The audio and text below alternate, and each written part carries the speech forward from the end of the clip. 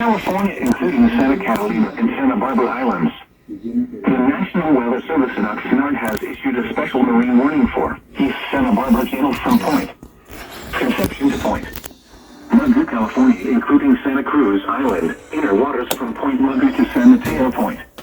California, including Santa Catalina and Anacapa Islands, outer waters from Santa Cruz Island to San Clemente Island to 60 nautical miles offshore, including San Nicolas and Santa Barbara Islands, waters from Point South to Santa Cruz Island, California, and westward 60 nautical miles, including San Miguel and Santa Rosa Islands, until 1:15 p.m. Pacific Standard Time.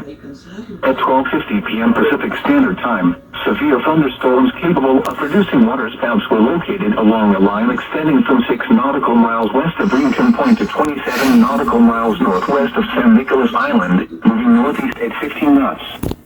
Hazard, waterspouts and wind gusts to 40 knots. Source, radar.